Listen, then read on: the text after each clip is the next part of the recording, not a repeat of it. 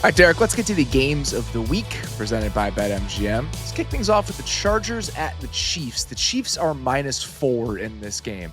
I wanted to start this discussion just kind of taking stock of where the Chiefs are right now, because obviously they played on Black Friday. We did not respond to that game. We don't typically hit the Thanksgiving weekend games on our Sunday night recap show, and the Chiefs were no exception. But the Chiefs skate by with a win in that game. But I do think that the Chiefs panic and general doubts about what this team can possibly accomplish were kind of laid out on the table against that Raiders team. So as you think back on that performance against Aiden O'Connell and what you've seen from the Chiefs over their last few games, where are you at with this team right now? I think there's genuine reason to be concerned about where this defense is at. We've kind of hinted at this for, I think even going back before this last, because I think they've been on an objectively bad run this past month or so. But I think even before that, you had brought up at certain points, the pass rush isn't quite what you want it to be, especially when they only have to rush four. And I think now that they've had pretty much rotating in and out, like they were starting Najee Johnson out there outside at the other cornerback position for a while. He's kind of been on and off the field now, and they've been trying to figure out who they want to put at that spot. I think pretty much ever since that's been happening, you've seen more of the issues of not having a good pass rush. Because previously it was like, okay, the pass rush isn't great, but Chris Jones will get there enough times. Karlaftis can clean some stuff up. We'll get home with some of our pressures, and then some of the funky stuff we're doing on the back end, that'll be enough.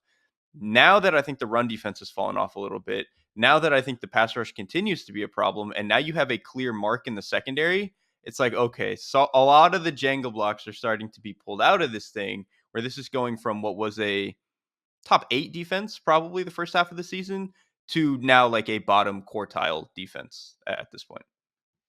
We talked about this a little bit when I had Fran Duffy on the show earlier this week. We were talking about what was keeping us up about the contenders and just throwing some of the numbers out about this Chiefs defense. And we've alluded to this a little bit. Since week 6, they are a bottom 6 defense in EPA per dropback. So this isn't just not a top 10 defense. This is a bottom 6 pass defense right now. And why that is overly concerning is that if this is going to be a middling offense that struggles to find explosive plays, that has issues that are adjacent to the ones that they had last year. In 2023, the defense could carry them for stretches. This was one of the best defenses in the league, full stop, last season. If the defense isn't going to play at that level, then the offensive struggles start to matter a little bit more. And that's kind of where I am with this team, is that there's no one unit that you can really rely on right now to lift the other if it's struggling.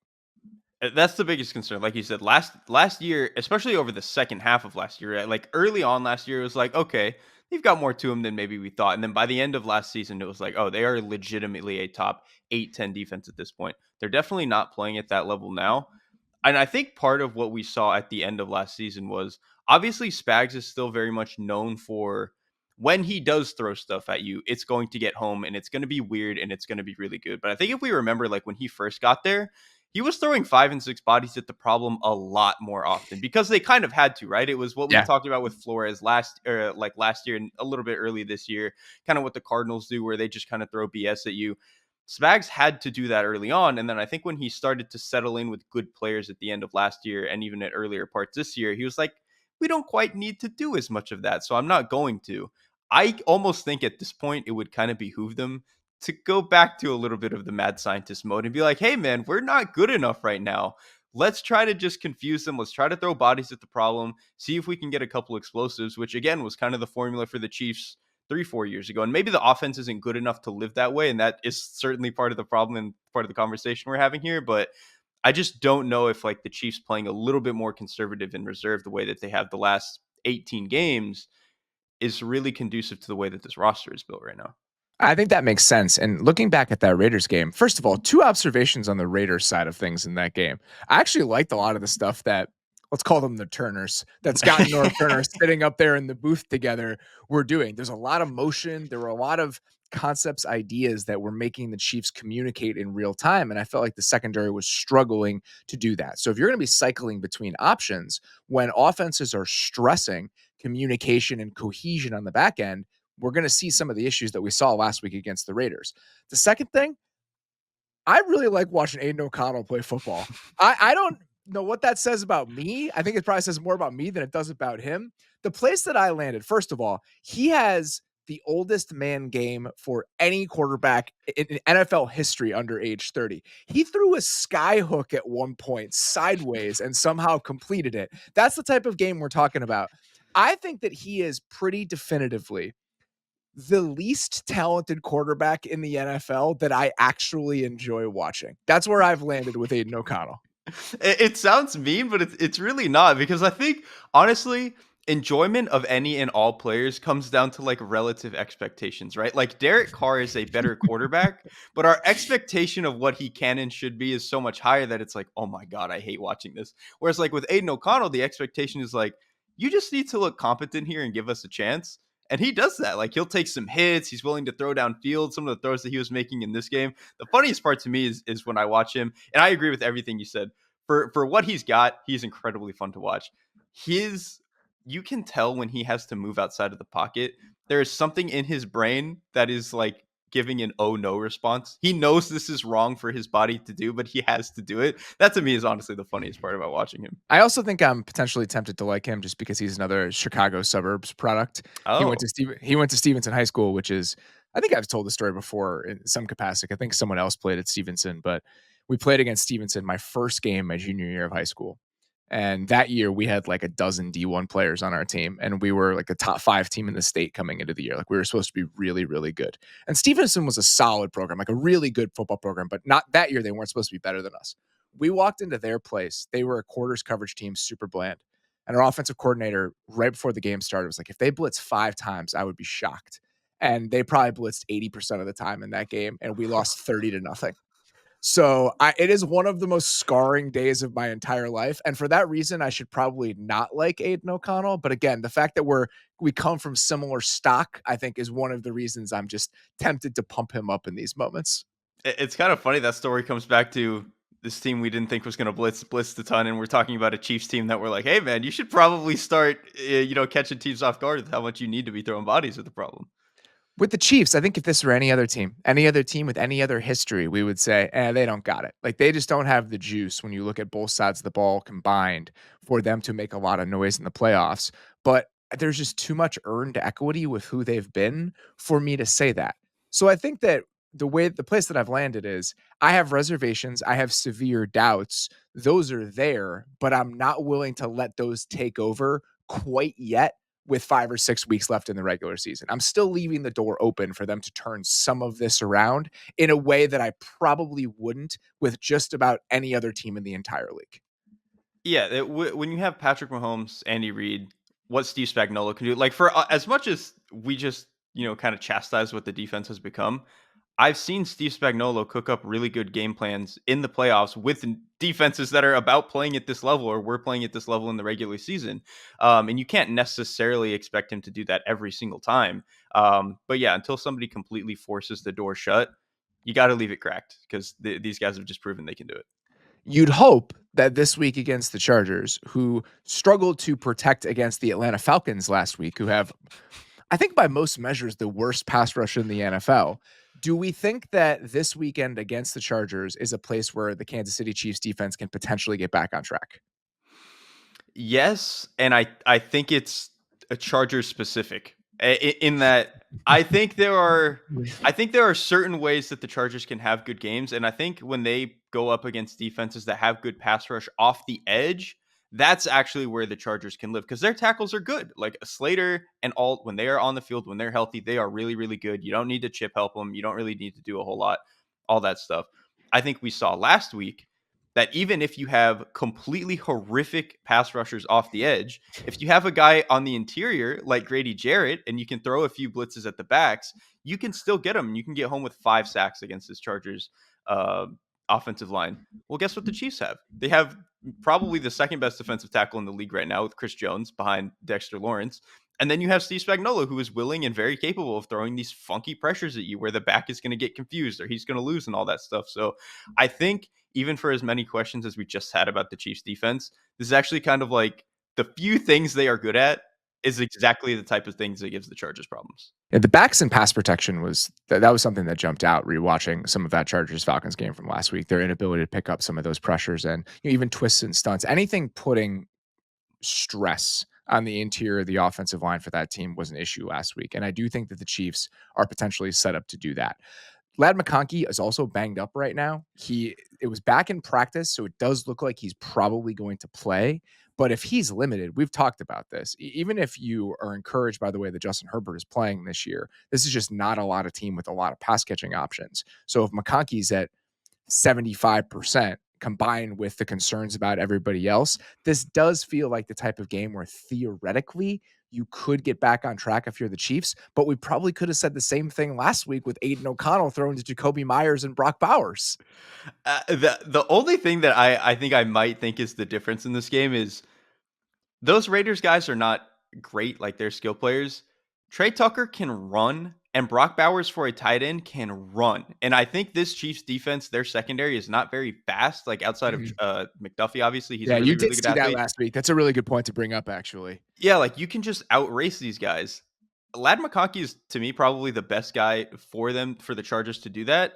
But if he's going to be like you said, 75%, 80%, well, maybe he can't really do that as much. And now you're stuck again in this world like we were with the Chargers the last couple years, where it's like, all right, Justin Herbert, how many stick routes and speed outs can you throw to get us out of this game? And I just don't know if that's going to be enough against the Chiefs. You mentioned the fact that the Chargers don't really struggle with edge rushers when they have the ball. Their edge rushers are the best part of their pass rush plan. And that's where the Chiefs have really struggled this year is at tackle and specifically left tackle. My biggest question about the Chiefs, not only this weekend, but just moving forward on offense, we can talk about the lack of explosive plays. I totally understand that. I think that if 2, 3 of these Xavier Worthy plays that have been near misses end up Yeah. getting completed this year, that conversation starts to shift a little bit. This is still a team that's not that explosive overall, but that's an area where I actually think the gap and closing the gap is a little bit easier than what their issue has been at left tackle. If I'm trying to stack up the problems I have with what the Chiefs offense has looked like this year, left tackle and the play at that spot is absolutely number one. And this goes back to the first time they played the Chargers. Mahomes looked so uneasy in the pocket for chunks of that game because of what the pass rush and what the pass protection was looking like. If DJ Humphries, who they just signed, plays in this game, I am very curious about what level he's able to play at and what that means for the Chiefs offense moving forward. Because I think if they can lock that down, if they can get acceptable play from the left tackle, 2023 Donovan Smith level play, I do actually have faith in their ability to kind of find their way through some of the cracks and get this offense back to a place where you're at least a little bit scared of what they're capable of. I think I think you've actually kind of sold me on that a little bit. I think the run game explosives, that's not going to happen. Like the backs Yeah, just that's aren't just not built who for they it. are. Yeah, that's just not who they are. The backs just don't have it. It is what it is. But I do You think in don't the have to be passing game, explosive, but you have to be better on the ground. yeah, And if you look yeah, at some of the numbers, I was digging through some of these for when I was on NFL Network last week on Black Friday, when we looking at some of the Kareem Hunt numbers specifically. hmm. Since week 4, he was dead last in rush yards over expected in the NFL. So it's not just that they weren't getting explosives, they weren't even getting what was blocked on the play. So even if Pacheco isn't going to be hitting 40, 50-yard home runs, he had one explosive run last week, which is He more than we've did, seen yeah. from Kareem Hunt recently. Even if he's getting closer to what's blocked on any given play, that's going to lift the running game enough for me to feel good about where they end up, even if you're not going to get a ton of huge explosive plays on the ground. Right. So if they can fix that, and then in the passing game, I think what you mentioned with the pass protection, you can tell maybe 4 times a game, Patrick Mahomes just gets immediately uneasy about how he feels about the Yes. pocket because of the left tackle, which is just that's not really how Mahomes has. I think very early on in his career, even when he was fantastic, he had some moments like that. But I think more recently, you've seen that he's very, very willing to hang in the pocket and really let things develop. Except this year, I think it's been a little bit worse because of the left tackle situation. So if you can fix that by 15%. And he's just, even if it's moderately below average left tackle play instead of one of the worst in the league, I think that could go a long way and let him buy some more time. And that's how you can get explosives, right? Like I think we've seen it over the past 2 years. They didn't necessarily have explosive pass catchers. They just had Mahomes would eventually buy time and find somebody. And I think if you can give him a little bit more time and then, like you said, a little bit more luck with some of the worthy stuff, this could fix itself. And that's why you still, again, have to leave the door open a little bit for this team. The frustrating part about this team specifically is that it's one spot. Jawan Taylor has his tough moments, maybe once or twice a game. But for the most part, the left tackle has been the only consistent issue for them in pass protection. When we talk about teams that have pass protection issues, typically it's this week it was one guy, this week it was another guy. There are multiple holes along the offensive line. We'll get to a couple of those here a little bit later in the show.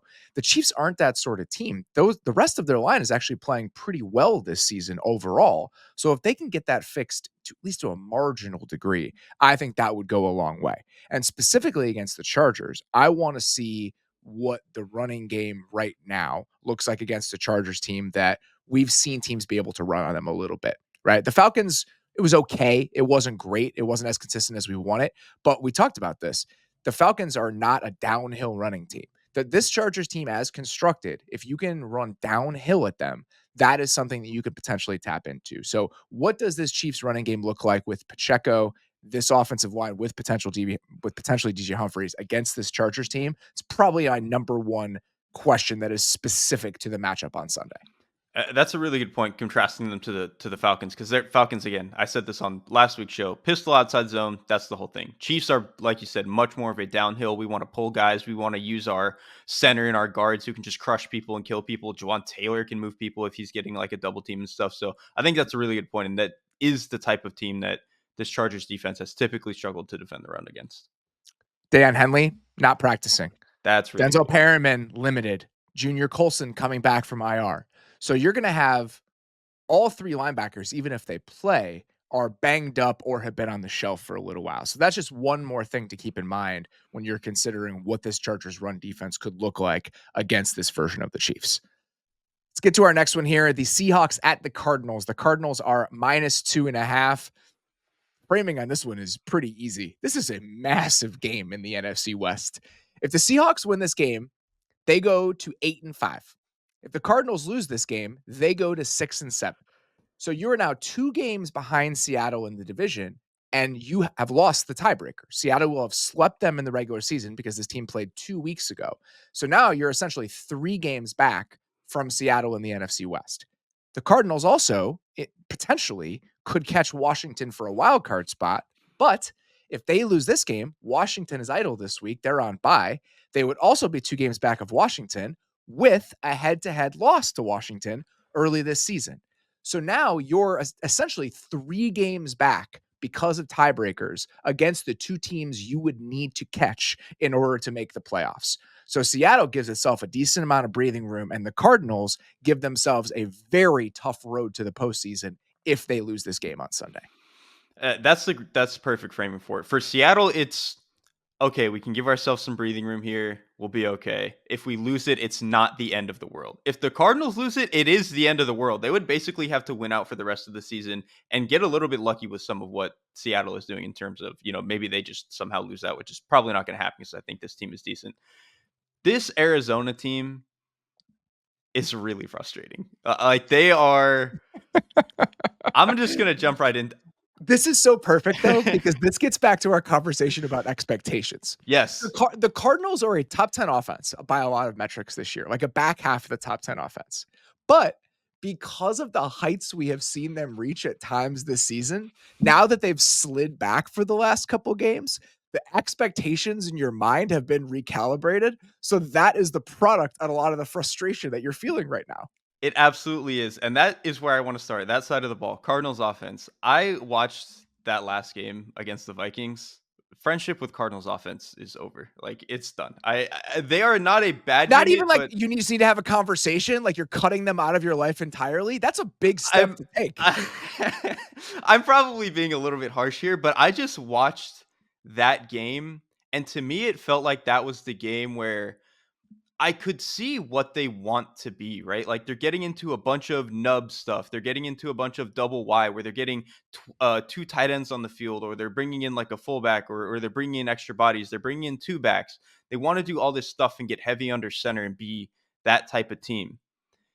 They've ran the ball decently well this season, and they've been able to do some play action stuff decently well. But I think we've seen at their worst games, it's because they can't end up running the ball against teams that can defend them, and then their play action stuff falls apart, and then they're not good enough as a pure drop back team to overcome it. And so to me, I think for as good as some of their games have looked, like the Miami game and some of the other ones earlier in the season, some of their worst games, I think, are more prone. Like, I think we're more prone to see them against these really good defenses, like a team like Minnesota. Like in this game, um, so overall, the Cardinals are ninth in rushing success rate, and they are ninth in designed run EPA per play, which is pretty good, right? But to me, that is not good enough to be the we want to get under center and do heavy play action, that type of structure, to be the Lions, to be the Eagles, to be the Ravens. Like, you have to be in that upper echelon to be that type of team to To me, the overcome. gap is, can you run the ball against anybody? Yes, and they Are can't. you good enough on offense where you can run the ball against anybody? And the last 2 weeks, we've seen them play against a Vikings team that has the best run defense in the league by a lot of metrics.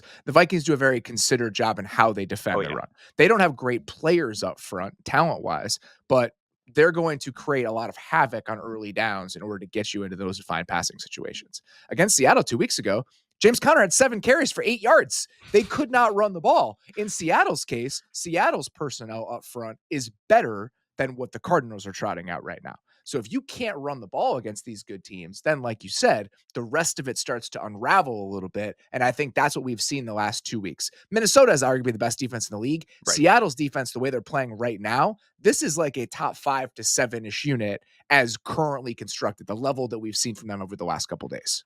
What you said about, can you run against anybody? That's really what it is. And this Cardinals team can run against a lot of teams, but I think when it's, can they really dictate that they can run the ball against anybody any way that they want to? It's just not really been the case. And I think the more, like, when you look at their overall rushing numbers, they're good. But I think when you consider that they want to be more of an under center team, especially than previous years with Kyler at quarterback, when you actually just look at their under center rushing success rate, they have a 38.8% rushing success rate under center. That's like dead league average. Like, it's right in the middle. So like, they kind of need Kyler to be part of the run game, or it's actually not as good as you think it is. But if the whole offensive structure is going to be, we want to get heavier and under center and be this play action team, I think it's just the build is a little bit more flimsier. And again, this comes down to expectations, right? If we, like, coming into the year, this is still a good outcome for them. But again, like what you said, when we had some of the highs that we saw in, weeks 4 through 9 or whatever they were, to have these past couple of games where it's fallen so low and you can see how easy it is for it to break, it just feels like this is not the unit I want them to be at this stage. They played the Seahawks last week, a couple specific things from the Seahawks game plan in that Week 12 game that I think are worth paying attention to in this game. Seattle used a lot of 3 safety sets against the multi-tight end things that the Cardinals were trying to use. So they would actually use Rayshawn Jenkins as the nickel in some of those looks, which I think does 2 things. 1, it gets bigger bodies on the field in those big nickel looks, and 2, your outside corners in those looks are now Devin Witherspoon and Tariq Woolen. You're bringing Josh Jobe out of the lineup there. So I actually like that grouping for Seattle. And against Arizona specifically, that group looks really good. And there were each one of the corners, quote unquote, in that look, Woolen, Witherspoon, and Rayshawn Jenkins made plays against the run on the perimeter in that game. So if that group can play with that sort of physicality against this Cardinals team, that's where things start to shift a little bit in Seattle's favor. The other side of it is, I think they did a decent job in that game of playing with pass protection rules. They had one unblocked sack early in the game. They were doing a lot of stuff where they were mugged up on the line of scrimmage. But even when they weren't manipulating protection rules, this is one of those games that when the Cardinals are in 3rd and 7, 3rd and 8, you see the talent disparity between what their offensive line has and what a front like the Seahawks presents. When you have Leonard Williams against Tristan Colon, that is going to be a win for Seattle. And it's the same thing on the other side. Seattle's front is better than this Cardinals team. So if you can stop the run on early downs and you can get them into defined dropback situations, that's where we're starting to see this. I think with Arizona, even teams like Washington, as you get deeper into the year, even if you're a team that we like how you're situated offensively, the design makes sense, the plan makes sense, the intentionality makes sense. But when you get deeper into the season, when you don't have the horses and teams start to figure out what you do well and how to potentially combat that, you see the chasm between who you are in terms of roster talent and who the best teams in the league are. And I think Arizona is kind of entering that stage of things for them this year. Absolutely. And I think part of it too is, in weeks 4 through 9, we don't have to yet whittle down which teams are like true serious Super Bowl contenders. We're kind of just having fun in the middle of the season, like, all right, who's better than we thought? Who's worse? Like, why is this cool? All that stuff. When you get to December, you start kind of buttoning down, like, all right, who are really the teams that we think can do this? And again, like it's you're just tempering down some of the expectations we had from some of their highs that we had, where it's like, all right, I love what some of Arizona is doing. I do like their structure on offense. I think it's just become apparent they don't quite have the offensive line talent to be what they want to be. They could maybe use a little bit more speed at the pass catcher position. Like there are still some things missing from this. And that's why I think we've arrived at this spot where it's you should be proud of where you've gotten this offense in year two and really kind of year one for Kyler in this offense. But there's still something left to go. And I think that's going to matter here down the stretch. It felt like the week 12 game was almost like a like things diverged from there, where we have these two units that, I think have potential in Seattle's defense and Arizona's offense. Which direction are they going to be headed for the final 5-6 weeks of the year? Who's going to be able to potentially carry their team to the playoffs? And I think you and I both talked about this. I feel like Seattle's defense is kind of the unit among these four that I feel the best about when you're framing it that way. If you look at it, like, with Ernest Jones, Tyrese Knight you can still get him in coverage. And the Cardinals did a couple times in that week 12 game. And I expect them to try to pick on him as often as possible in this game. But other than that, there just aren't that many guys you don't feel good about right now. I think Julian Love is playing well. I think Kobe Bryant. And I was wondering when they brought Kobe Bryant into the lineup, I was like, man, this is a team that's struggling to defend the run out of too high looks. Like, you're going to bring in a guy who was a nickel corner previously. Like, that's your best solution at safety. And I actually think coverage wise, they have clicked into something with that grouping. And then they have talent up front, and they're potentially getting Uchenna Nwosu back for the back half of the year. So I just think top to bottom, this unit has a lot of pop and a lot of juice. And I think we're finally starting to see here over the last couple weeks what they're actually capable of. Yeah, and I think we're going to see it again in this game. Like, I don't think this is going to be a situation where, sometimes with these divisional games, one team will just absolutely mop the floor with the other one, and then they come back and it's like, okay, the team learned something, yada yada yada, all this stuff, and they play a much closer game. I think it could still be a close game just because we'll talk about Seattle's offense. They're not that great. But I do think that Seattle's defense is kind of going to have their way with the Cardinals offense. I just think, again, a lot of what the Cardinals want to do on offense kind of comes down to what can they dictate with their front. I just think talent wise, Seattle's front is so much better. And I think, and this is no knock on Drew Petzing, Mike McDonald is just a better coach. Like Mike McDonald is one of the best in the league at what he does. Now that he has the talent to unleash it, you're kind of seeing the fruits of all that. Yeah, I mean, this group for Seattle up front is playing at a really high level, and that's driven by Leonard Williams. I think not mentioning his name as part of this would be a mistake, considering he essentially took over the game the last 10 these two teams played, and he played one hell of a game last week. And so the fact that I think he's not the exception in that front, I think he's been the standout from that group, but everybody has been contributing to what the Seattle defense has felt like over the last couple of weeks. The problem in this game, and the problem with what that means for Seattle's chances moving forward, is that I don't feel very good about the offense. Going back and rewatching this week 12 game against Arizona, an Arizona defense that, while fun, while funky, while interesting, does not have a lot of high level talent, especially up front. No, it's like Watch, Buda Baker and friends. yes, watching what that group did to this Seahawks team up front in that game is horrifying if you're a Seattle fan.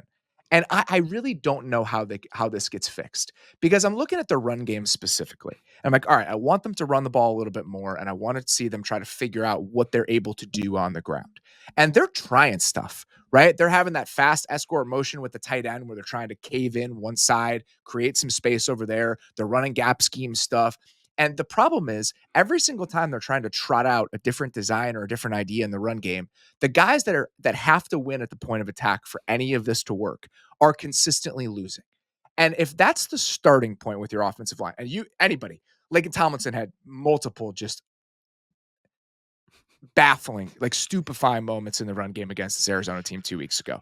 Abe Lucas had his moments. Every single one of these guys has 2-3 plays a game.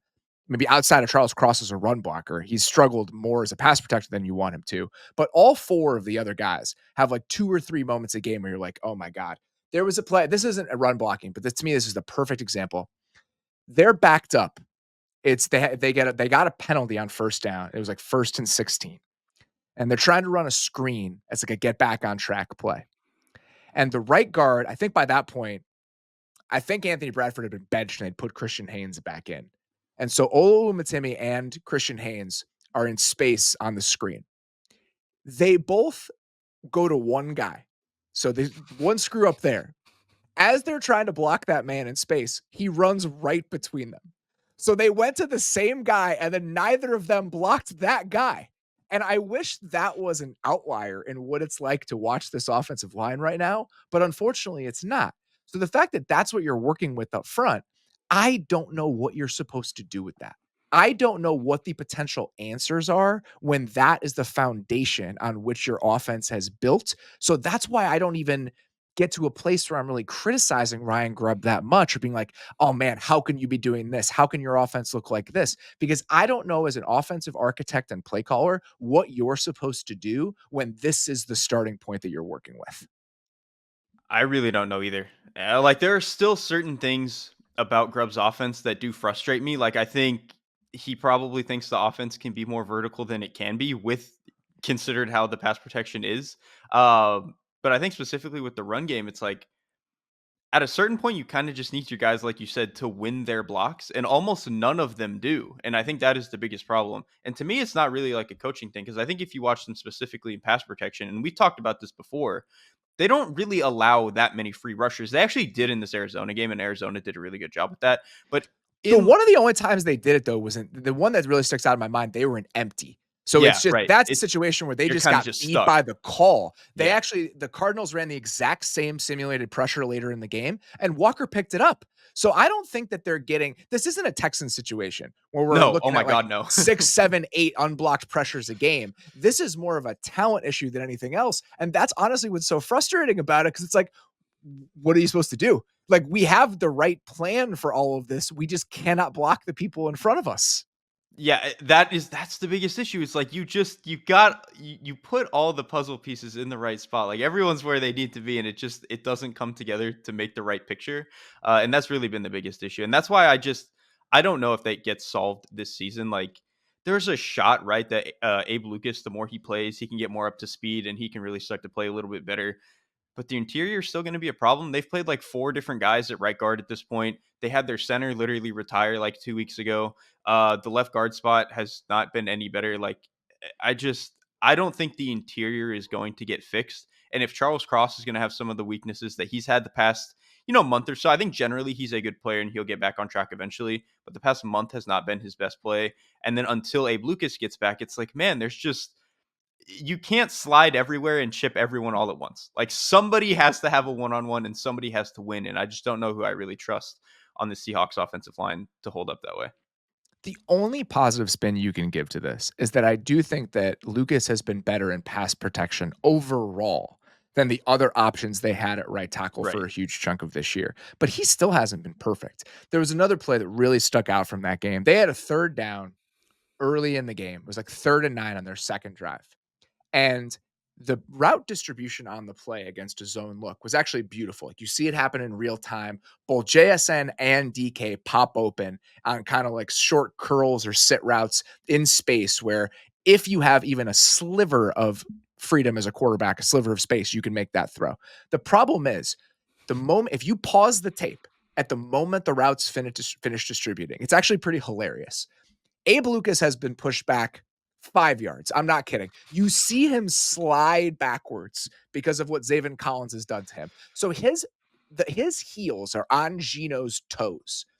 On the other side, the left guard has been blocked straight back into Gino. So there's no way for him to go. So even if the design on 3rd and 9 gets you in a place where you should be able to complete the ball, even against a 4-man rush, your quarterback, who continues to play at a high level, by the way, has no chance. There's nothing he can do. That's not about getting rid of the ball quicker. That's not about anything. There's nowhere for him to move in the pocket. His pocket movement has been fantastic this year when It's been he's been awesome. actually been given space to work with. So it's just there's so many different areas and so many different directions that this is coming from that I just don't know what the solve is other than throw a shitload of screens, which they have done. And they're Some of their good best at it. plays Right. over They're the last already 5 good weeks at have it. been screens, or 2, just use a lot of quick game and get the ball out of Gino's hands. Do you know how much that pains my soul The fact that we have to have this like point guard Geno Smith who just has to work the underneath areas of the field because the offensive line doesn't allow him to do anything else. That's It gives horrifying. me it gives me the ick. It gives me the ick. And honestly, I don't even know if that would solve anything because I think Geno's fantastic. That's probably not what he does best. And then also, like, do these receivers even do that well? DK Metcalf to me is not a 1 to 10 yard area receiver. Lockett really isn't. JSN really isn't. The tight ends are okay. It's just it's so frustrating where we've arrived with this That's passing such a good point offense. too. You don't even have like a manufactured touch No, guy you, on you this don't team. have like a, and they don't have like a, I don't know, Khalil Shakir. Like it's just Yes, something like that. Like they just don't have a guy where it's like one to I think ten, JSN can do some of that, right? a Like little bit, right? Yeah, those like that like under screen to JSN that they've been running, that like clear out spamming middle it. screen, it honestly is their best play at this point because he's their best option in those looks, and that's the only thing they can do is run those sorts of screens to get the ball out of the quarterback's hand. And I just don't know how it gets solved. And I think that there's a chance their defense can muck games up enough for them to be competitive down the stretch, but I do not have a ton of faith in what the offense is going to look like down to down because of what the offensive line looks like. And that's hard. It's hard to get to that place. It's hard to get to a place where I think that you have enough talent at the quarterback spot and the pass catching spots, and the offensive line has so many holes that I don't even think with creative solutions you can get it to a workable enough place where this offense can be scary against good teams. Yeah, I mean, creative solutions only go so far when you can't block anybody. To kind of put a bow on this, and this is the fight for the NFC West and what it's become. If we look at the state of the Seahawks offensive line and just the state of the Seahawks roster in general, we knew that offensive line was going to be a problem coming into the year. We knew that the Cardinals, even if they could be a back half of the top 10 sort of offense, which is exactly what they are, there still wasn't going to be enough high level talent on this team in this stage of their build for them to be really be a contender in the NFC. So what we've gotten to is that this is a division race that's really being fought between a bunch of very flawed teams. And I don't think we necessarily thought that was going to be the case with the NFC West this year because of the expectations for the Niners and what the Rams could be in the right scenario. But that's kind of what this feels like is no matter who wins this division, they have enough blemishes where they're probably going to be a wild card exit if things don't break their way in a pretty significant way in that game. That's actually kind of a funny point is that the Seahawks and the Cardinals are pretty much the teams that we expected them to be, right? It's Yes. just that we expected that to amount to them to being third and fourth in the division because the rest of the division is so good. And now we've arrived in a spot where they are somehow fighting for the top of the division. And the Rams still have a chance, but like it's very funny that you would have thought if you told anybody coming into the year, yeah, the Seahawks and the Cardinals are fighting for the division lead in week 14, you'd be like, oh my God, Kyler's playing like an MVP and Gino in the offense and Ryan Grubb, they fixed everything. Mike McDonald's the GOAT, like all this stuff. But it's like, they're kind of just what we thought they would be, and everyone else fell apart. All right, it's time for this month only be interesting to me, but we hit this on all of our weekly preview shows. Just a couple of nuggets here and there that you're interested in, but maybe doesn't have the overall appeal that some of the games of the week might. What is yours for this week? Yeah, I'm going to go to the Rams that we just talked about. They play the Bills this week. I will start off by saying I don't think they win this game. However, there is a way that you can beat teams that are better than you, and that is squeezing the life out of the game and out of the clock by consistently running the ball, limiting possessions, making the game really volatile. You know who can do that? The Los Angeles Rams. They are one of the best teams in the league right now at running at 4.5 to 5 yards at a time. They're running duo. They're running some of their weak zone stuff. They were running a little bit of toss last week. They're just a really efficient running team. The offensive line is playing well. Obviously, Sean McVay can scheme it up as well as anybody. And then the two running backs, Kyron Williams and Blake Corum, they're not very explosive players. Like they're not guys who are going to, get 16 when 7 is blocked and do all this crazy stuff and make a guy miss. But when you block 4, they're going to find a way to wiggle out there and get 5 or 6 just because of how consistently and how cleanly they run. And I think that that's really, really important in a game like this against the Bills, where Bills' run defense is solid by the numbers. You can get after them if you run at them. And I think when you look at what the Rams want to do as a rushing offense, they're certainly going to be able to do that. The last thing I'll add to getting Rob Havenstein back at right tackle, you could really see how important that was last week. Him against the Saints, man, he was awesome. And so I think getting him back into the lineup, getting him healthy, it really could be that little, kick in the ass for this team to have what they need to really make this push. We did a show earlier this week, me and Fran Duffy from PHLY, talking about what that was keeping us up at night about the contenders. What is the weakness for some of these teams with Super Bowl aspirations that you'd be focused on heading into the home stretch of the season? With the Bills, is it the consistency of the run defense for you and just what this front seven looks like against teams that are able to run the ball on their terms? I think so, and I think it's specifically teams that want to run at you, teams that want to get four hands on a body and really push you around, and their guards are going to take out your linebackers and stuff like that. Like I think we've seen the Bills can be a pretty good run defense when they can run to the perimeter and they can slant on stuff in the zone game and stuff like that, and they can create penetration because like Healthy Ed Oliver is good at that. Their ends are good at it. Obviously, their linebackers like Terrell Bernard, they're really fast and they can get those run throughs and stuff. But when you just run at them and you need Terrell Bernard to take on Kevin Dotson 3 yards past the line of scrimmage, Kevin Dotson is winning that 10 times out of 10. And so I think this is just a really bad matchup for this type of Bills team. And I do think that there are some other teams in the AFC that are obviously going to give them trouble in this regard. Like that, we saw it against the Ravens already. And I think the I think we're Chiefs, forgetting that game. I think a lot of people yeah. are forgetting that game. Everybody who I know it was early in the season, but everybody who's come back to this idea of like, man, you think the Ravens are really a contender? We've just memory Yes. hold the fact that the Ravens stomped the Bills earlier this year. And the game that I keep coming back to that no one seems to be focused on, the Broncos are a playoff team. The Broncos are legitimately a playoff team. We're like 5 weeks removed from the Ravens running the Broncos off the field. And this was not a Levi Wallace situation. This was a Broncos team at full strength, essentially, that the Ravens absolutely stumped. So I just think that that stuff is worth remembering, and the heights of that Ravens team are worth remembering as we consider what the hierarchy of the AFC potentially looks like. They've been volatile, but the peaks are as good as anybody's peaks. And all you need to do is peak for 3 weeks in the in Yes. the postseason, and that's all that matters. And so, yeah, I think if the Bills run into the Ravens again, or like I said, the Chiefs, not a great rushing team right now, but like they are the type of team that wants to be downhill and really kind of push at you. And I think there's a chance that with Pacheco back, that they could kind of figure something out in that sense. So that probably would be the one area, even though I do think the Bills might still be the best team in football. That's the one area where I'm like, this could be a little bit of a problem against the right team.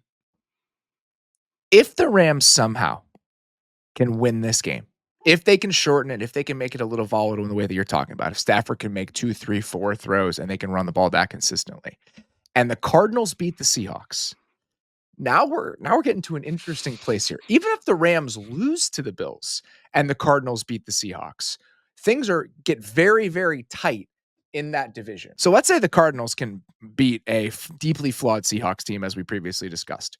You're looking at 7-6 for the Seahawks. You're looking at 7-6 for the Cardinals. Even if the Rams lose to the Bills this week, the Rams finish out their season with a Niners team that is currently reeling, a Jets team that gave up like 6, 8 weeks ago, the Cardinals, so they could steal a game back there, and the Seahawks. So even if we have the Rams have been a frustrating proposition and it feels like the NFC West is probably more of a two-horse race, I don't think we should frame it or conceive of it that way. I do think that the Rams are still alive in this thing, even if they drop this game to the Bills. Yeah, like they would have to win out, but I don't know if they win out, they would be what 10-7 with probably the right tiebreakers.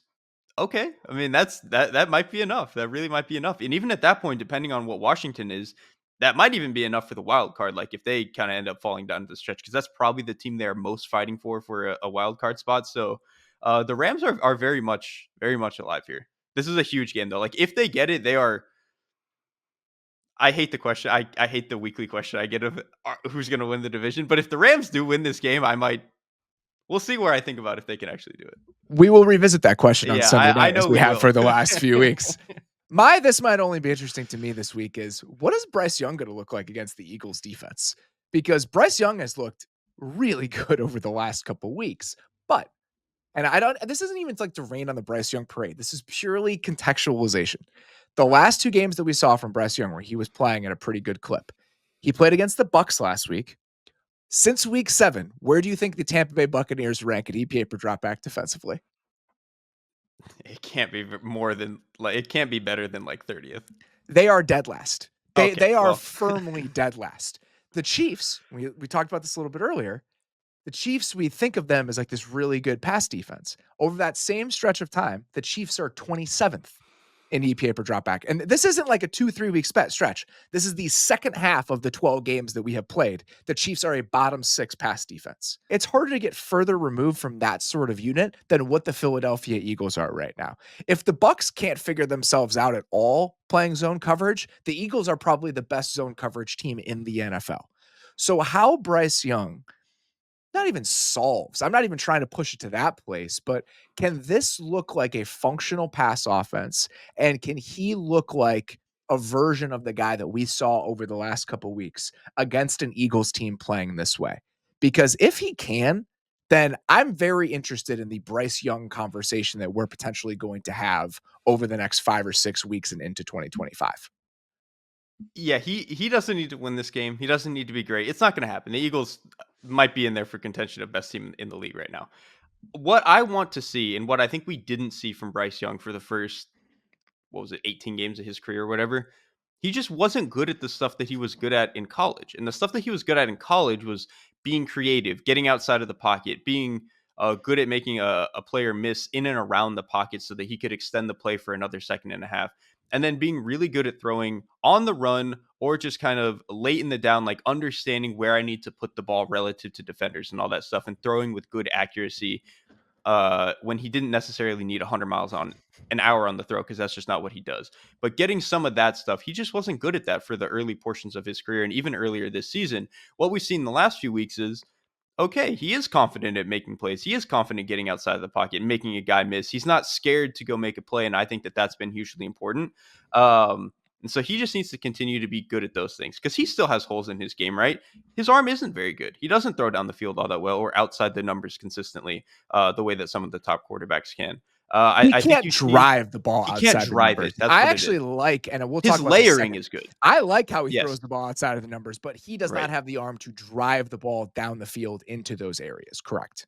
That's exactly what it is. And like, you can still be a good quarterback that way. Like Joe Burrow is kind of that way, right? Like he doesn't drive the ball outside the numbers. It's just that his timing and his placement and his chemistry with his receivers is so good that it makes up for it.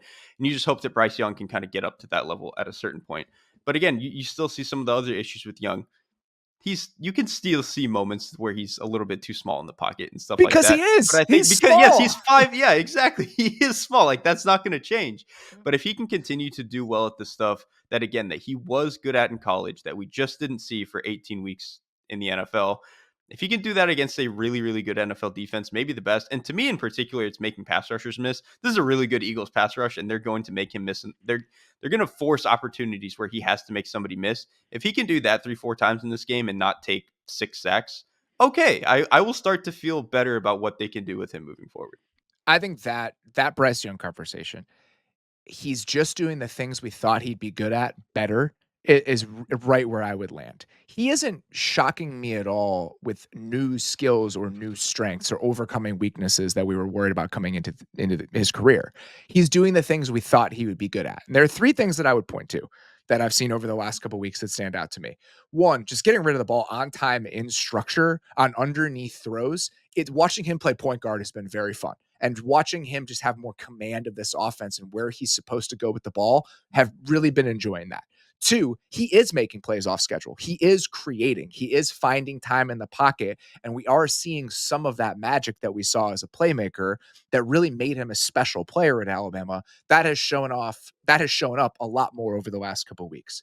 And the third thing, we mentioned this a little bit, I love watching the touch he puts on some of these throws down the field and outside the numbers. Him throwing corner routes or just outbreaking throws where he doesn't drive the ball to those places, but when he understands the coverage contours and where there's going to be space, he has a good sense of where he has to lay the ball. And those are some of the most beautiful throws that he's made.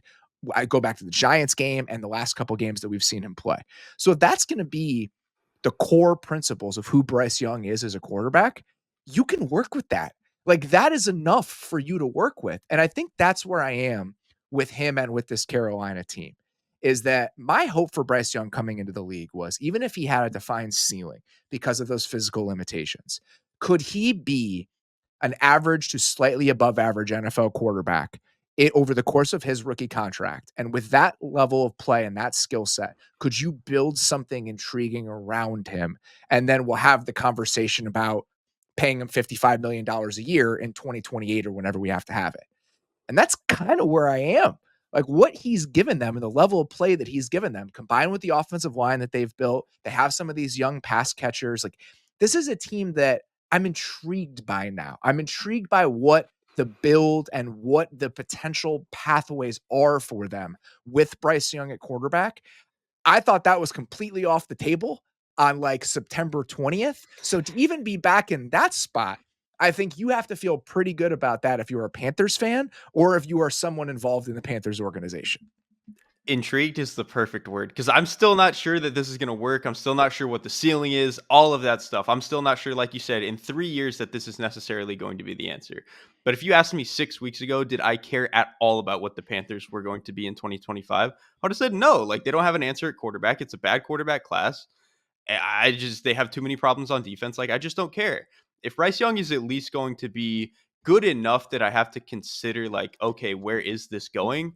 That makes this team a little bit more compelling, even if again I'm still uncertain about some things. What Bryce Young and what the Bryce Young experience over the last couple of years, I think, has taught us, and I think it's worth remembering, is that quarterback development is never one size fits all. It's never going to be on the timeline that you want it to be on. It's always going to be different for every guy. Bryce Young will turn 24 years old on July 25th of next year. Bo Nix will turn 25 in February. Not all of these guys are going to be at the same place. And I'm as guilty of this as anybody. And I think we just want instant results and we want to make instant judgments. I think that's the thing that's the problem with this is that there's just this inclination and this need to, all right, is this guy good? What is this guy? Can we build with this guy? Can we rely on this guy? How do I place him with everybody else? And we've done that with the rookie quarterbacks this year where it's like, oh, well, they made a mistake. They should have taken that guy over this guy. Is Drake May better than Jaden Daniels? Is Caleb Williams better than Drake May? And I just think that even though that's great fodder and I enjoy doing that and we should do that, it's not that useful with quarterbacks in their first or second year who come in at different experience levels, who come into different circumstances, and who might be a little bit further behind now, but a year from now, are we going to be having a completely different conversation about them? It's a challenge when you're in this position because you want to say things about guys and you want to come to conclusions because that makes for more compelling content and material than I don't know what he's going to be. Ask me in a year. But I do think that that's probably where we should land more often with guys at this position specifically. I think so too, and I think the Bryce Young thing is kind of instructive too in the sense of, we talked about it. What he was in his first 18 games, he just wasn't doing the stuff that got him drafted. And I think we've even seen that with some other recent quarterbacks who have stepped in, like Caleb Williams, when he was really playing poorly for that, month long stretch before they canned the offensive coordinator and stuff like that. It's because he was playing too robotic, too in the pocket, which is not at all what got him drafted out of USC. So it just didn't make sense. I think even to an extent, you saw that with Jordan Love in his first year as a starter.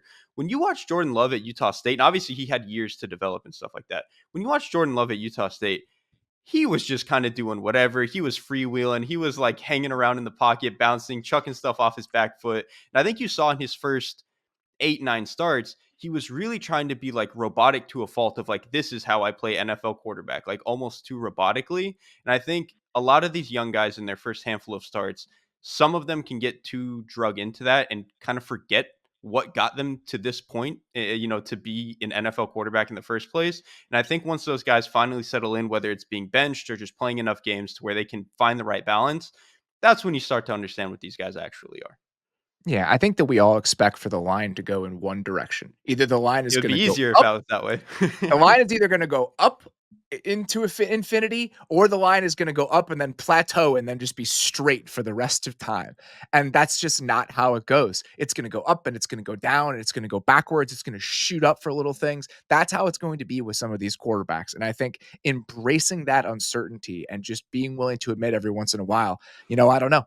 Maybe there's a chance in different circumstances with different help with a little bit more time, then we'll see a different sort of guy. That doesn't make for great social media clips, but it is probably the sorts of conversations we should be having about 22-year-old quarterbacks in their first season in the NFL. Let's keep rolling here. I don't have a category for this or one of the buckets we typically use, but when I saw this game on the schedule, the first question that I had about Vikings Falcons was, people are going to frame this as a Kirk Cousins revenge game going and playing Minnesota. Does Kirk Cousins have reason to want revenge on a team that paid him $185 million over 6 years? If a team pays you the GDP of a small country in half a decade, are you allowed to want revenge against them? And they were the first team that finally got him out of contract hell, right? Like he was stuck on the franchise tag for Washington for what, 2 years? He was stuck doing that. And so they kind of bailed him To be out. fair, being stuck on the franchise Well, tag it was pays a you like nice deal. $40 Yes. million over 2 years. I think he just wanted that $40 million or whatever over a nice 6-year contract or whatever it was. And that was his struggle. And so he finally kind of got that in Minnesota. And so maybe, yeah, maybe. And also too, I would like to think that Kirk is a rational man. And like the way that he ended up having to leave Minnesota, like, all right, older player, end of the contract, he just came off an Achilles. I like to think there's at least part of him that can understand how all of that happened. Whereas when he goes to Atlanta and they pay him all this money, and then they immediately draft a quarterback at like 10th overall or whatever, I don't think there's any part of him that can rationally understand that. So that is the part to me where it's I almost lean that this is maybe we could see a little bit of double agent Kirk in this game potentially. I think that's a reasonable question. Should Kirk Cousins be more interested in revenge against the Vikings or against the Falcons for what they did to him this offseason? Here is the bad analogy that I would use in these circumstances. The Kirk Cousins Vikings relationship, to me, is like a romantic relationship where you just kind of realize that you want different things. You know, if you're 27, 28 years old and you know that you want kids and your partner doesn't, that feels like a reasonable place to be like, you know what? This was great, but I think that I have to start thinking about what my future looks like. You go your separate ways, no hard feelings. The Kirk Falcons thing is if like you started dating someone else and they cheated on you within like 2 weeks of you starting that relationship. I actually think you have more reason for vitriol in the latter situation than you do in the former. Well, if they cheat on you and then they're like, "What's the problem? This is fine, right? Like you're You're cool with this, right. right? Like this is okay, right? They can hang around. Like that's not a problem." Yeah, you Uh, haven't been single in a while. You don't really know how this goes. Like you don't have the right to be mad about any of this. yes, that's basically where they've arrived with Kirk Cousins. It's I feel bad for the man. I do. If you're the Falcons, as you go through the rest of this season, let's say Kirk has another game against the Vikings on Sunday, which this is a bad matchup for Atlanta. The Vikings are fine playing zone coverage 98% of the time. And we've talked about these numbers a lot over the past month or so. The Falcons have struggled when teams have played a ton of zone against them and they can't manufacture separation. Almost all of Kirk Cousins' negative plays this year have come against zone coverage looks where they're getting tricked or there's just something that they're not quite zoning in on. No pun intended there. If there's another one of those games, if Kirk Cousins is 18 of 29 in this game for 197 yards, a touchdown, and 2 interceptions, do we start to have a conversation about whether or not we should see Michael Penix this year for the Falcons? For this game, no. I'll give it to you against Flores. If that's the stat line the following week against, I believe they play the Raiders, then yes, then I will start to be worried, and then maybe we can start the trade for Michael Penix. The problem to me is that I think in like an objective world, if you just said we have a struggling veteran quarterback, the season is on the brink, we can still potentially make the playoffs and win this really shitty division. Do we put in X quarterback who we took at 8th or 10th overall? I think in most situations it's like, yeah, well, you put in the guy who you just drafted really highly and see if he can give you something. This is probably just hubris on my part, but I just don't know if what Michael Penix was as a prospect really fixes in year one any of what is going wrong with the Falcons at this point. So to me, I would really struggle with putting Penix in until the Falcons are like mathematically eliminated from this thing. If they lose this week, the Bucs are playing the Raiders. If the Bucs beat the Raiders, the Falcons are no longer in first place in the NFC South. If this was a conversation about Kirk Cousins being unable to lift your ceiling as an offense, but you were very confident in the floor, then I would understand where you're coming from. It's like, We know what we got in this guy. This is fine. Let's just roll with this until the end of the year. This is a known quantity. The problem is that's not really the discussion that we're having. Kirk Cousins per PFF leads the league in turnover worthy plays. So you could make an argument that he's actually pulling the offense down and that going to another quarterback, even if he's a rookie, could raise the floor of this while potentially, because he's Kirk Cousins, also giving you a slightly higher gear. So that's why I think it's at least worth having the conversation, because it's not as though Kirk Cousins has been this safe, reliable option that we've come to understand him as over the last few years. It's actually been a lot more inconsistent and concerning than that. So that's why I think going in a different direction actually might have some credence to it at this stage. I think the only way I could maybe get behind it is, okay, let's say they do lose this week and the Bucks win, and so they're out of the division race. You can sell people on, okay, we've already lost the lead in the division. We can put in Michael Penix. We were already on the downslope. If we continue to be on the downslope, who cares? We were already screwed, right? And they can sell themselves on that. And then if you get anything out of Michael Penix, and he ends up, at least putting you back in the division fight, to maybe win the division, then you're like, yippee, we have something that we could like celebrate as the end of the season goes on. Maybe we get into the playoffs, all that stuff. So I think from that sense, you can sell it. Again, I'm just not convinced that this is a player that was going to give you a whole lot in year one.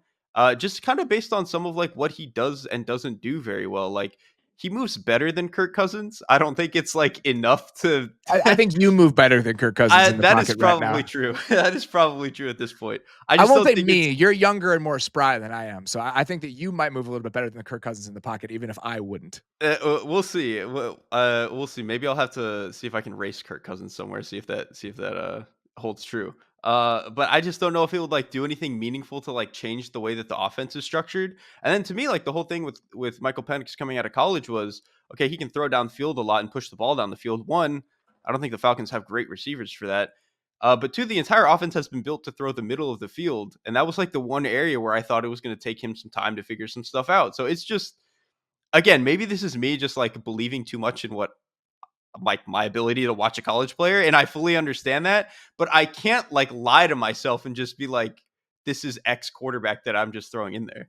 See, this is why my lack of opinion about these guys, and I don't have any conviction on what Michael Penix was as a prospect. So I don't have to be pulled down or Right? swayed He by can be that. X quarterback for you. Yes, I could just envision him being anything I want him to be right now, and I think that's why it's a little bit more tempting, and that's why I do think that there's actually an argument. Everything you said is potentially true, but what if those limitations don't actually show up? What if he does have the chance to be really good and Kirk Cousins is actively pulling down what the offense looks like? I don't think what he did against the Chargers last week is indicative of what Kirk Cousins' season overall has been. If you look at the numbers, though, and I know this is a cheap way to do it, but let's do it anyway. If you remove the 2 games he played against the Bucks, the Falcons go from 12th in EPA per dropback to 17th. They have been essentially a dead even NFL passing game according to efficiency metrics if you take out 2 games against the worst pass defense in the league. So there is a chance that Michael Penix could actually give this group more than Kirk Cousins has right now. And I think if he struggles again, that drumbeat will start to get at least a little bit louder. The Monday night game this week, the Simpsons Monday night game that could not get flexed because Oh they had my already god, I done all the forgot. animations, which is just the best possible thing ever, is between two teams that had very real championship aspirations coming into the year that aren't even going to sniff the playoffs. And that is the Dallas Cowboys and the Cincinnati Bengals. Rather than talk about the specifics of this game, which absolutely do not matter, I wanted to ask you more of a forward-looking question about these teams. Who would you rather be over the next 3 years? The Dallas Cowboys or the Cincinnati Bengals? I'm going to let the audience in behind the curtain here. You posed this to me earlier in the week in one of our meetings. And every morning since then in the shower, I've tried to debate myself on which side of this argument I'm on.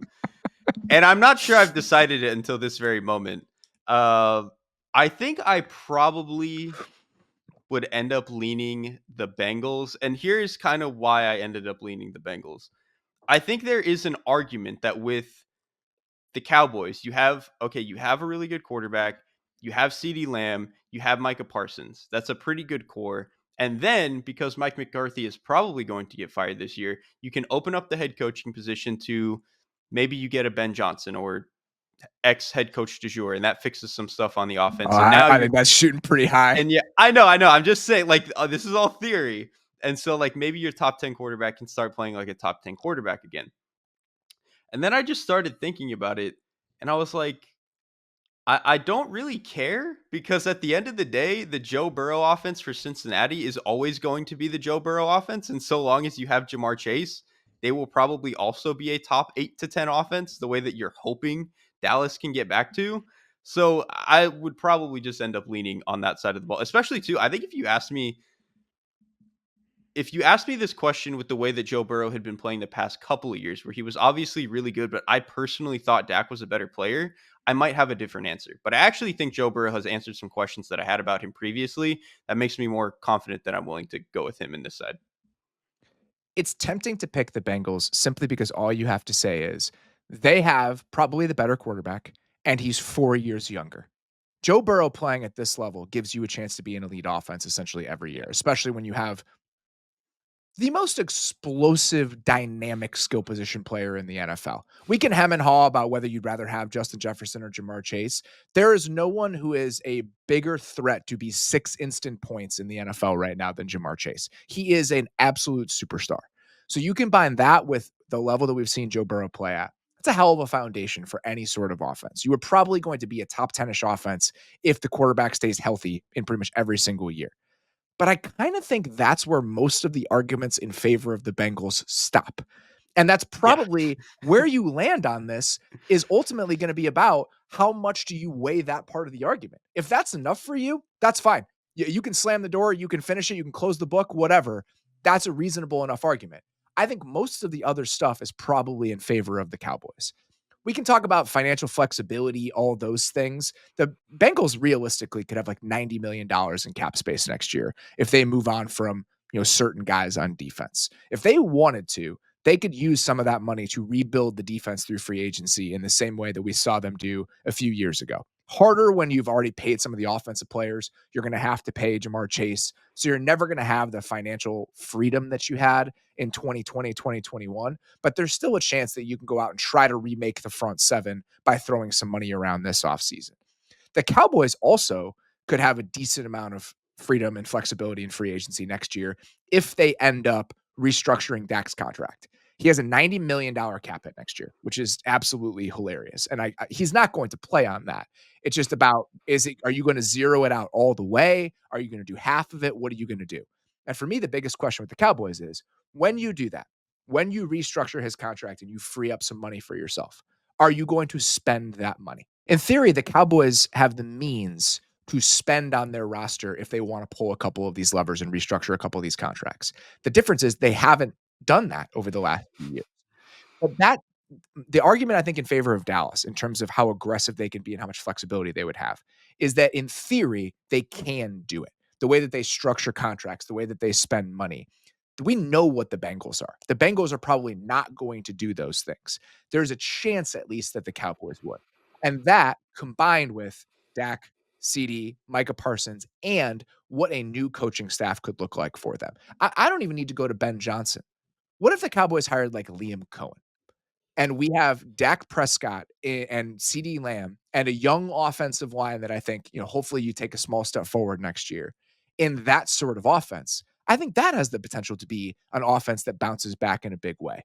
The problem is, I think that so many things have to fall in line for you to land in the Cowboys as the answer. When with Cincinnati, even if you're worried about some of the structural things, the fact that you can just lean back on Jamar Chase and Joe Burrow all the time at the end of the day does make it tempting to go that direction.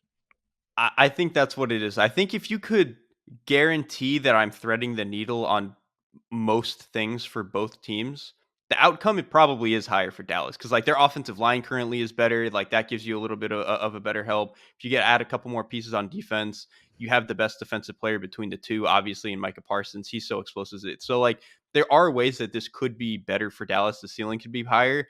It just feels like the path to being a 11 win team again is just a little bit easier and smoother for Cincinnati if they just, again, like you said, spend a little bit on the defense. Because like with Cincinnati, like I can sit here and complain all I want about what they've done with their offensive line.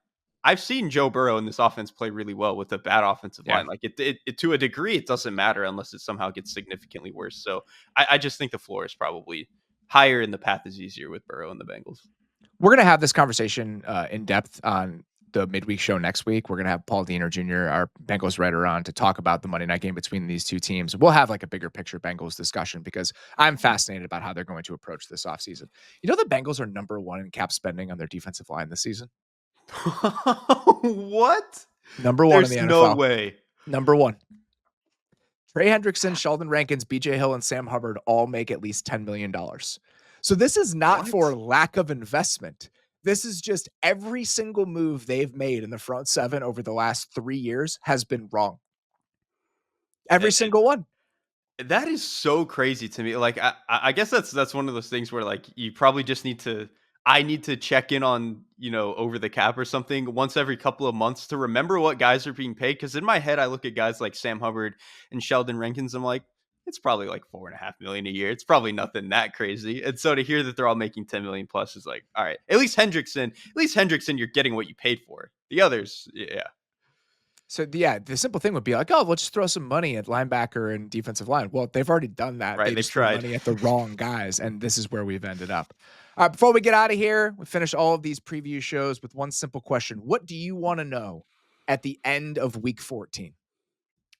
I just want to know if the Niners have anything left in them, anything left in the tank this season, because they get the Bears. They get the Bears this week. They are favored in this game, and their season is to the point where they basically need every single win at this point. And I still think they have enough of their best players to where theoretically they can be a scary team. But it feels like at this point, so many things have gone wrong. They've been just like so drained by the way that the season has gone that this feels like the type of game where if the Bears continue to be kind of on the upswing that they have been the past couple of weeks where they look competent, especially on offense, you're going against a defense that is pretty banged up. This feels like the type of game where you could see where it's just like, all right, a season just kind of fully, the foundation just falls apart under the Niners and the year's completely over. And I'm kind of wondering if this is the game. I think a lot of people are focusing on this right now. How bad does it get between now and the end of the season for San Francisco, and what would that potentially mean going into 2025? My question is on the other side of this game. The latest installment of, hey, the Bears fired somebody. What are they going to look like after they fired that guy? What does this team look like with Thomas Brown? And this is mostly, what does this team look like without Matt Eberflus? And I think the defense has a chance to be maybe worse because he was a good defensive play caller. But then you throw in, like, it seems like they kind of gave up on him after that Washington game. There are a lot of things at play for why the Bears looked like they looked by the end of that game against the Lions. How do they look with a different voice at the top of this thing? And what does that mean for the roster? And potentially, what does that mean for their choices moving forward at the head coaching spot? All of that. So I could pick a different game. I could pick a different option here. Why would I lie to you guys? My biggest question this week is what the Bears look like with Thomas Brown. I should just be honest. Yes, you should just be honest. And you know what? I do think this is a good game to get the coach kind of the dead cat bounce. Like when the Jets fired Robert Saleh, it seemed like everybody loved him and he wasn't the problem. So I was like, they're probably not going to get it there. This was a team where kind of like you said, there was open mutiny against the head coach for the past 3 weeks or so. And so I do not think it would be that crazy for them to start to try to rally against or rally with the guy who has done a really good job as a play caller, now is moving up the ladder again to be the head coach. It feels like there is a decent chance that they could get that bump. All right, that's all we got. We will be back actually twice this weekend. We have our next installment of the Money Down coming your guys' way on Saturday. I chatted with our old buddy Brad Spielberger about some quarterback contract questions that I have and just, the state of a couple different types of quarterback contracts. So really enjoyed that conversation with Brad. Encourage you guys to check that out. That is the third installment of our 4-part series about the business of the NFL. And then obviously we will be back on Sunday night with our week 14 recap. Until then, sincerely appreciate you guys listening. We'll talk to you very soon.